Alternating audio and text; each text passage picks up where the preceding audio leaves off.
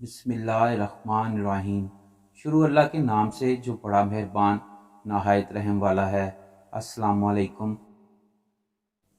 جب مصر فتح ہوا تو اہل مصر نے فاتح مصر حضرت عمر بن عاص سے کہا کہ ہمارے ملک میں کاشتکاری کا دار و مدار دریائے نیل پر ہے، اور ہمارے ہاں یہ دستور ہے کہ ہر سال ایک کنواری حسین و جمیل لڑکی دریائے نیل میں ڈالی جاتی ہے۔ اگر ایسا نہ کیا جائے تو دریا خشک ہو جاتا ہے اور قحط پڑ جاتا ہے۔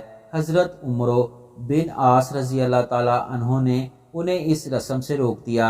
جب دریا خشک ہونے لگا تو عمر بن عاص رضی اللہ تعالیٰ عنہ نے یہ واقعہ خلیفہ وقت امیر المومنین حضرت عمر فاروق رضی اللہ تعالیٰ عنہ کو لکھ بھیجا، تو جواب میں حضرت عمر رضی اللہ تعالیٰ عنہ نے لکھا کہ دین اسلام ایسی جاہلانہ اور وحشیانہ رسم کی اجازت نہیں دیتا، اور آپ رضی اللہ تعالیٰ عنہ نے ایک خط دریائے نیل کے نام لکھ بھیجا اور اسے دریا میں ڈالنے کی ہدایت کی۔ اس خط کا مضمون کچھ اس طرح تھا: بسم اللہ الرحمن الرحیم، یہ خط اللہ کے بندے عمر بن خطاب کی طرف سے نیل مصر کے نام ہے۔ اگر تو اپنے اختیار سے جاری ہے تو ہمیں تم سے کوئی کام نہیں، اور اگر تو اللہ کے حکم سے جاری ہے تو اب اللہ کے نام پر جاری رہنا۔